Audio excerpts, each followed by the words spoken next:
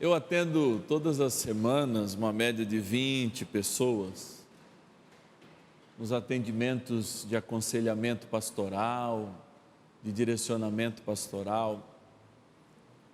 E a pergunta é sempre essa: Padre, isso é certo ou é errado? O que eu devo fazer de certo, Padre? O que eu devo parar de fazer errado? Veja, quando a gente diminui a nossa relação com o céu a partir do certo e do errado, nós não conseguimos construir o bom, nem tampouco o melhor, que se aproxima mais da perfeição. O grande desafio que a gente tem enquanto seres humanos não é obter a salvação, e nisso a gente deve se lembrar sempre, nem que eu vendesse tudo e desse aos pobres, nem que eu fosse a pessoa mais caridosa do mundo, nada disso valeria para que eu fosse salvo.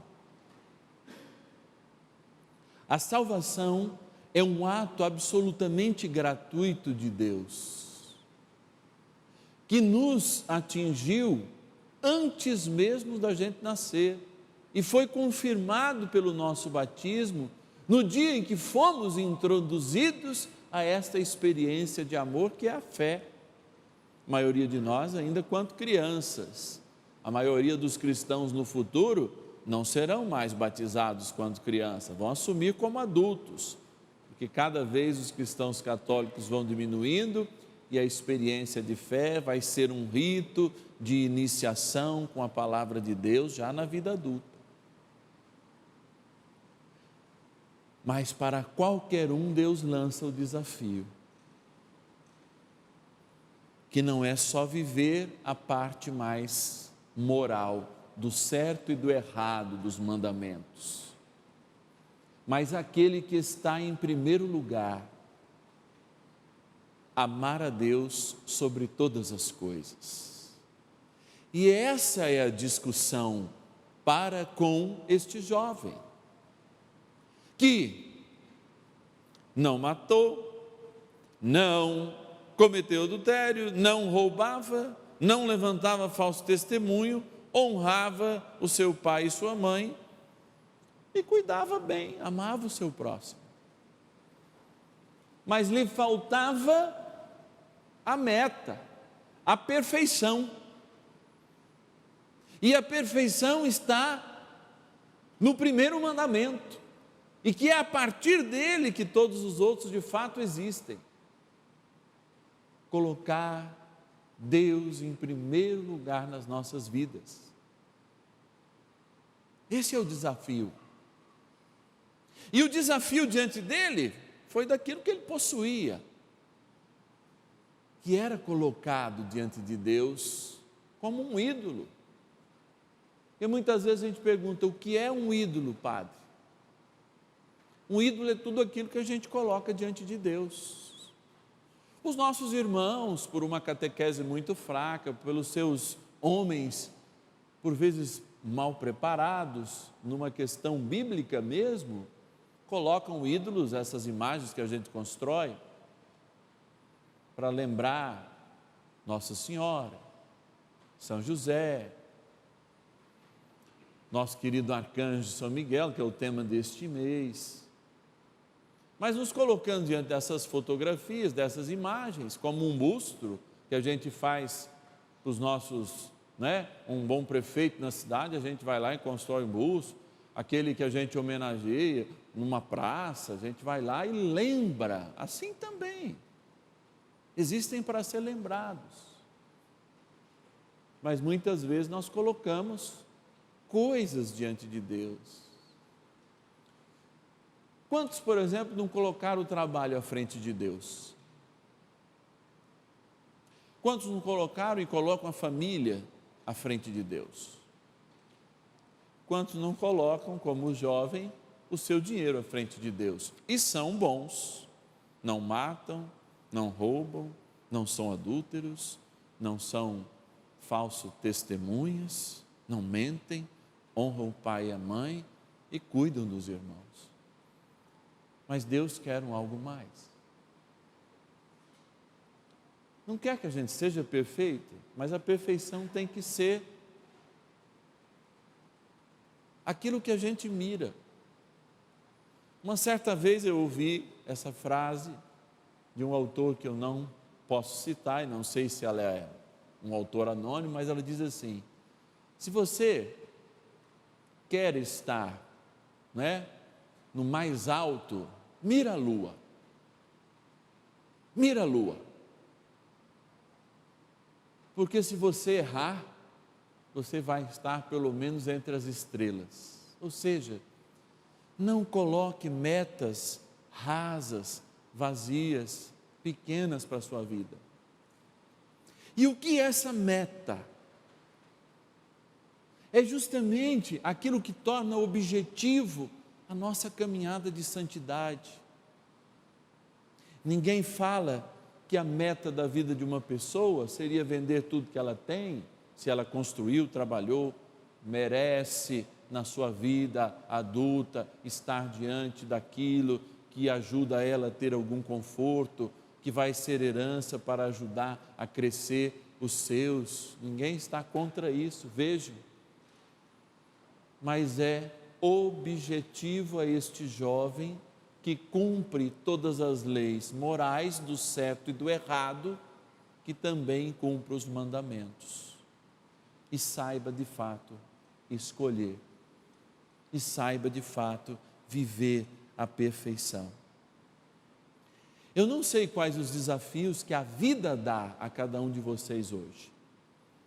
Certamente são diferentes dos meus. Porque se existe uma meta do melhor para a minha vida, também existe para vocês. E nisso a gente encontra o Cristo. E o Evangelho é sempre a base para que de fato a gente imite o Cristo. Mas eu não posso me furtar de me desligar sempre das coisas que existem a este mundo e que um dia serão destruídas. Por que que Deus, meu Jesus, por que que Deus vem e fala, olha, este mundo será destruído, o mundo vai acabar? Por que que essa lição odiernamente aparece na palavra de Deus? Para dizer, não se apeguem àquilo que será destruído. Esses dias eu estava visitando um site que mostra as famílias da gente, Então você vai lá, põe o seu nome e vai descobrindo seus antepassados.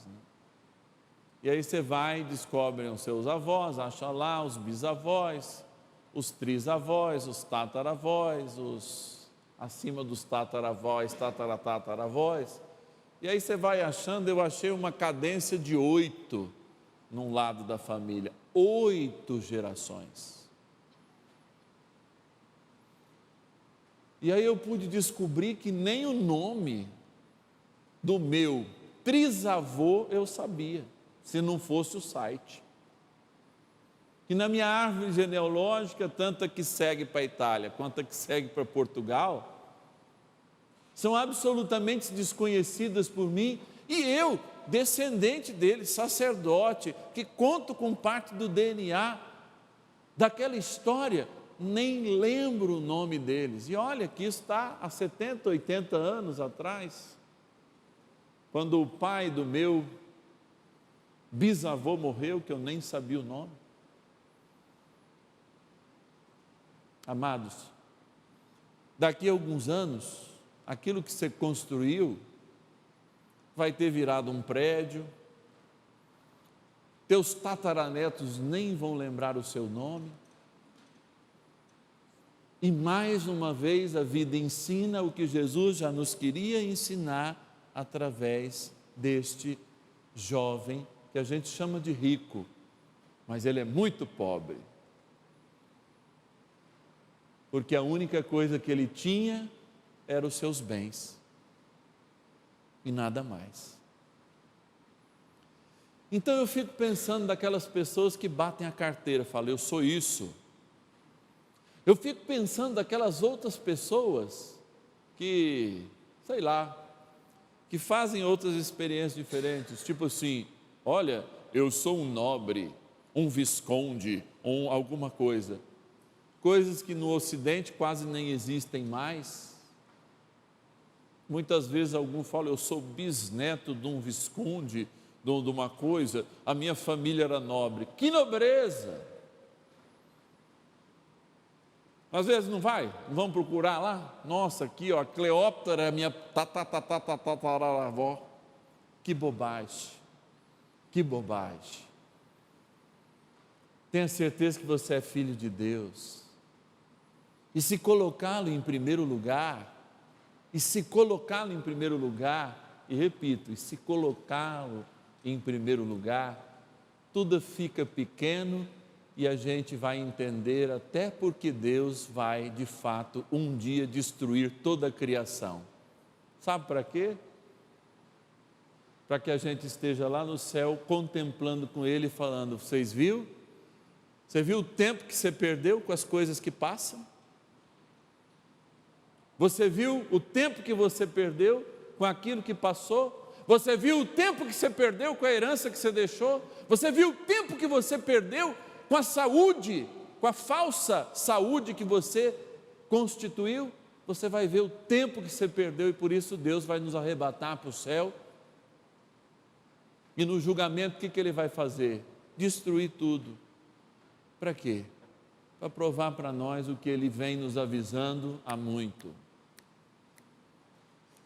Para vocês não perderem o que eu vos dei, a eternidade, me amem sobre todas as coisas. E depois sim, aprendam de mim a partir do que é bom e perfeito, o que é certo e o que é errado, e não o contrário. Porque você sabe que eu tenho muito medo de reduzir a igreja aos moralismos do certo e do errado, enquanto Deus nos chama a ser perfeitos e bons. E essa é a meta. Nada mais além da meta. O céu é o nosso lugar. Por isso, vamos mirar a lua. Vamos mirar a perfeição de Deus, dos santos, que se aproximam mais da nossa realidade, por serem pessoas como nós. Mas não vamos inviabilizar o que Deus nos manda como recado de amor, pelo menos diretamente em Cristo há 20 séculos. O exemplo dos santos, o exemplo de sua mãe, o exemplo de seu pai adotivo, o exemplo de pessoas que passam pela nossa vida dizendo, meu filho, minha filha, reza. Meu filho, minha filha, o céu é o teu lugar. Meu filho, minha filha, não preocupa com isso, porque vai passar. Meu filho, minha filha, mesmo doente, coloca o teu Deus em primeiro lugar. Talvez esteja aí mais um segredo da felicidade. Há poucos dias nós celebramos um santo que estava sendo assado, Diácono Lourenço. E o humor e a alegria do Diácono Lourenço era tão grande, mesmo tamanho a dor que ele tinha, que ele falou assim, ó, já basta. Pode virar do outro lado. Quero assar do outro lado. E ali ele morre.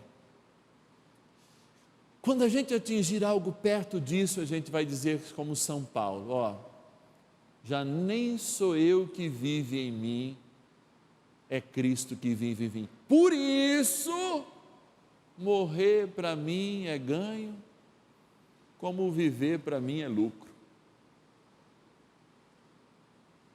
Será que a gente já chegou a isso? Eu não. Mas eu devo ter essa meta, não posso perder essa meta. Então vamos pensar que uma fé pensada é uma fé que se aproxima sempre da vontade de Deus e do seu amor. Louvado seja nosso Senhor Jesus Cristo. Para sempre seja louvado.